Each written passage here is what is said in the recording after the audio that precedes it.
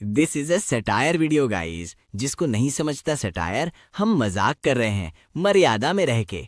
फिर भी अगर आपके बट्स में मिर्ची लगे तो कमेंट सेक्शन ओपन है। अब क्या ही बोलूं, लेट्स प्रोसीड। एक तरफ मजाक और दूसरी तरफ एक पूरी की पूरी राजनीतिक क्रांति। आज के इस विश्लेषण में हम एक ऐसे इंटरनेट फिनोमेना के अंदर घुसने वाले हैं जिसने सच में सबको हिलाकर रख दिया है। हम बात कर रहे हैं कॉकरोच जनता पार्टी की। एक ऐसा मीम जिसने अचानक से एक मूवमेंट का रूप ले लिया। तो चलिए बिना वक्त जाया किए इस ट्रैजिक कॉमेडी की शुरुआत करते हैं। शुरुआत ही एक ऐसे सवाल से होती है जो दिमाग घुमा दे। क्या सच में 1.5 करोड़ लोग एक मीम के झांसे में आ गए? 15 मिलियन लोग। मतलब क्या देश का युवा इतना हताश हो चुका है कि उसे अचानक से एक इंस्टाग्राम मीम पेज अपना मसीहा लगने लगा? ये बात सुनने में जितनी मजाकिया लगती है ना, असल में उतनी ही ज्यादा चिंताजनक भी है। पहला हिस्सा, the supreme court cockroach comment. बात है 15 मई 2026 की। सुप्रीम कोर्ट में चीफ जस्टिस की बेंच से एक टिप्पणी आती है कि कुछ युवा कॉकरोचेस यानी तिलचट्टे की तरह हैं। उनमें से कुछ मीडिया बन जाते हैं, कुछ आरटी एक्टिविस्ट बन जाते हैं। अब थोड़ा रुक कर इसका कॉन्टेक्स्ट समझते हैं। दरअसल कोर्ट उन लोगों से परेशान थी जो बिना सोचे समझे बल्क में आरटीआई फाइल करते हैं और सरकारी रिसोर्सेज को बर्बाद करते हैं। पर हुआ क्या? देश का बेरोजगार युवा जो पहले से ही एग्जाम्स कैंसिल होने और नौकरियों की कमी से जूझ रहा था, उसको ये बात दिल पर लग गई। एकदम गुस्से से उबल गया इंटरनेट। दूसरा हिस्सा, birth of a meme party, एक मीम पार्टी का जन्म। और इस गुस्से का नतीजा, सिर्फ कुछ ही दिनों के अंदर इस नई कॉकरोच जनता पार्टी के इंस्टाग्राम पेज पर 1 करोड़ 30 लाख से ज्यादा फॉलोअर्स जुड़ गए। 13 मिलियन। सोचिए जरा, दुनिया की सबसे बड़ी पॉलिटिकल पार्टीज के पेजेस को टक्कर दे रहा है एक ऐसा मीम पेज जो बस 4-5 दिन पहले बना है। ये आंकड़ा ना सच में दिमाग हिला देने वाला है। लेकिन यहीं पर एक्सपेक्टेशन और रियलिटी की पूरी तरह से टक्कर होती है। बड़ी तादाद में लोगों को क्या लग रहा है कि भाई ये तो युवाओं की अपनी एकदम नई राजनीतिक क्रांति है। पर सच्चाई क्या है? सच्चाई ये है कि ये सिर्फ और सिर्फ एक मीम पेज है जिसे एक पुराना पॉलिटिकल स्टाफर चला रहा है।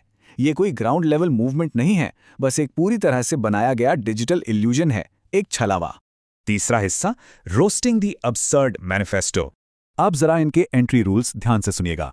सीजेपी ज्वाइन करने के लिए पहली शर्त, आपका बेरोजगार होना जरूरी है, चाहे शौक से या अपने असूलों के कारण। दूसरी शर्त, शारीरिक रूप से महा आलसी होना पड़ेगा, बस दिमाग चलना चाहिए। तीसरा, दिन के 11 घंटे सोशल मीडिया पर एक्टिव रहना होगा। और हाँ, एक प्रोफेशनल रेंटर होना तो बहुत जरूरी है। मतलब ऐसी शख्सियत जिसका काम ही कंप्लेन करना हो। थोड़ा रुककर सोचिए, देश चलाने के लिए फिजिकली आलसी कीबोर्ड वॉरियर्स की जरूरत है क्या? ये एक सरासर जोक नहीं तो और क्या है। इस एक स्पेसिफिक पॉइंट पे थोड़ा ध्यान देते हैं। दिन में 11 घंटे सोशल मीडिया पर एक्टिव होना चाहिए। भाई, अगर कोई इंसान दिन के 11 घंटे सिर्फ फोन स्क्रीन पर उंगली घिस रहा है ना, तो सच्ची बात तो यह है कि उसे किसी पॉलिटिकल पार्टी की टिकट की नहीं, बल्कि एक बहुत अच्छे डॉक्टर और स्क्रीन टाइम इंटरवेंशन की सख्त जरूरत है। मतलब ये बिल्कुल ही समझ से बाहर है कि लाखों लोग इस चीज को एक सीरियस रेवोल्यूशन मानकर बैठे हैं। चलिए अब इनके बाकी ग्रैंड प्रोमिसेस का भी थोड़ा पोस्टमार्टम करते हैं। ये कहते हैं कि सारी मेन स्ट्रीम पेड मीडिया को टोटली बैन कर देंगे। इसका नतीजा पता है क्या होगा? देश पूरी तरह से अंधेरे में चला जाएगा और सिर्फ वही बचेगा जो सरकार चाहती है कि हम सुने, प्योर स्टेट प्रोपेगेंडा। फिर ये कहते हैं इलेक्शन कमिश्नर्स पर यूएपीए जैसा टेररिज्म कानून लगा दो। ये जस्टिस थोड़ी है, ये तो पूरे एक्सट्रीमिज्म है। और पार्टी बदलने पर 20 साल का बैन। देखिए, ये सब बातें पढ़ने में बहुत स्वाद देती हैं, मजा आता है, पर असल में ये सिर्फ और सिर्फ रेज बेट है, इंटरनेट पर गुस्सा भड़काने का एकदम सस्ता नुस्खा।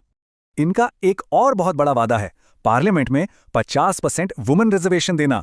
अब सुनने में तो ये विमेन एम्पावरमेंट का एकदम मास्टर स्ट्रोक लगता है, लेकिन सोर्स का विश्लेषण बताता है कि अगर बिना किसी मेरिट के ब्लाइंडली 50% कोटा फिक्स कर दिया जाए तो ये सीधा सीधा मेरिटोक्रेसी के खिलाफ जाएगा। ये कोई ग्राउंड पर उतरने वाली प्रैक्टिकल पॉलिसी नहीं लगती। ये बस और बस एक पॉपुलर स्टंट है, इंटरनेट पर तालियां और लाइक्स बटोरने की एक निंजा टेक्निक। चौथा हिस्सा, the master of raise bat.